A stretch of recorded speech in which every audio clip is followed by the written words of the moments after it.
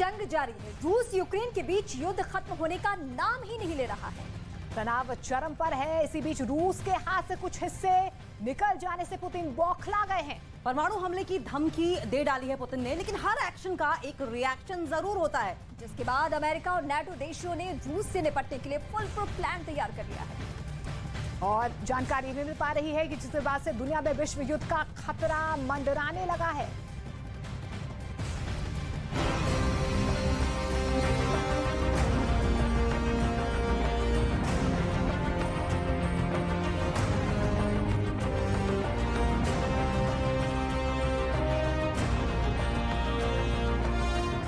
Putin के एटमी attack की धमकी के बाद पश्चिमी देशों में हलचल तेज है।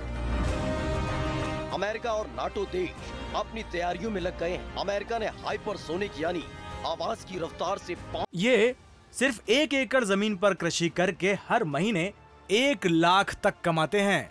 इनसे सीखना है तो फ्रीडम ऐप को अभी डाउनलोड कीजिए। 5 गुना तेज उड़ने वाले एक रॉकेट इंजन की टेस्ट का दावा किया है। हालांकि ये टेस्ट अगस्त में किया गया था, लेकिन इसकी जानकारी अमेरिका ने अब जाकर दी। इस हथियार को बनाने के लिए नाटो का दूसरा सदस्य नॉर्वे भी अमेरिका का साथ दे रहा है। बाइडेन के प्लान से होगा पुतिन का पतन। रूस की धमकी के बीच अमेरिका की तैयारी।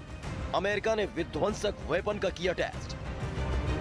अमेरिका ने थोर्स हैमर का किया टेस्ट, जिसका असली नाम है थोर एयर यानी tactical high speed offensive ramjet for extended range. Thor air program के तहत अमेरिका एक सॉलिड फ्यूल रैमजेट व्हीकल बनाने पर काम कर रहा है, जिसकी रेंज भी ज्यादा होगी और स्पीड भी हाइपरसोनिक होगी।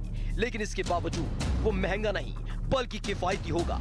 अमेरिका का ये सफल टेस्ट उसके लिए बहुत बड़ा मील का पत्थर है, क्योंकि हाइपरसोनिक हथियारों की रेस में वो रूस और चीन जैसे अपने दुश्मनों से काफी पीछे है। चीन धड़ाधड़ अपने हाइपरसोनिक हथियारों के टेस्ट कर रहा है और रूस तो अपने हाइपरसोनिक हथियार यूक्रेन पर दाग भी रहा है। वहीं अमेरिका के पास अब तक ऐसा कोई हाइपरसोनिक हथियार तैयार नहीं है जिससे वो हमला कर सके। ऐसे में अमेरिका का ये टेस्ट काफी अहम माना जा रहा है।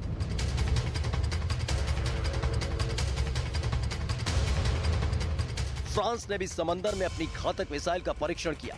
अपने इस कदम से फ्रांस ने रूस को यह जता दिया कि अगर उसने कोई भी गलत कदम उठाया तो उसे इसके गंभीर परिणाम भुगतने होंगे। और इसलिए फ्रांस ने अपनी ताकत दिखाने के लिए समंदर में एस्टर 15 नाम की मिसाइल का परीक्षण किया।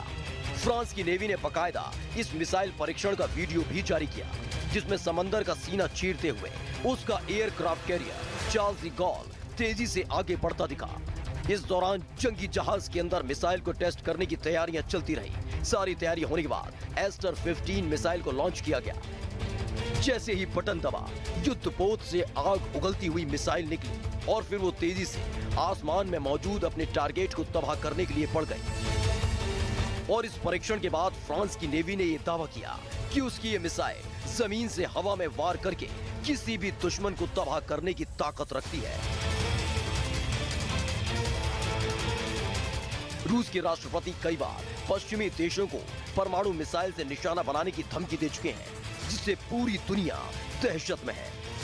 पश्चिमी मीडिया का दावा है कि पुतिन यूक्रेन की जंग में पिछड़ते जा रहे हैं और इसी वजह से उनका गुस्सा 7वें आसमान पर है। पुतिन ये बात अच्छी तरह से जानते हैं कि जब तक पश्चिमी देश यूक्रेन को जंग में हथियारों की सप्लाई बंद नहीं करेंगे, तब तक उनका यूक्रेन पर कब्जा करने का सपना पूरा नहीं होने वाला। इसी बौखलाहट में वो कई बार नाटो देशों पर परमाणु मिसाइल चलाने की धमकी तक दे चुके हैं। मतलब ये कि पुतिन यूक्रेन में जंग तो लड़ ही रहे हैं, लेकिन नाटो से भी आर पार की लड़ाई के लिए तैयार है। और यही वजह है कि नाटो में शामिल कई देश अपनी ताकत बढ़ाने में जुट गए हैं। और इसके जरिए फ्रांस ने रूस को ये संदेश देने की भी कोशिश की कि अगर उसने गलती से भी उसकी तरफ नजर उठाई तो वो चुप नहीं बैठेगा। एक रिपोर्ट के मुताबिक एस्टर 15 मिसाइल को फ्रांस और इटली ने मिलकर बनाया है।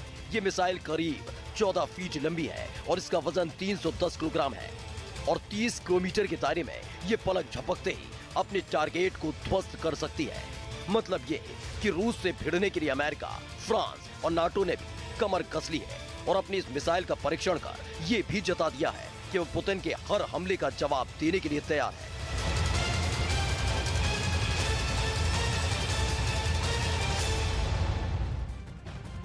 दुनिया पर विश्व युद्ध का खतरा मंडरा रहा है। पुतिन अपनी हार से बौखला गए हैं और अपनी हार से बौखलाए पुतिन लगातार परमाणु हमले की चेतावनी दे रहे हैं। जेलेंस्की का भी जोश आए है। और इसी बीच जेलेंस्की ने कहा कि पुतिन के हमले से पहले ही नेटो रूस पर परमाणु बम गिरा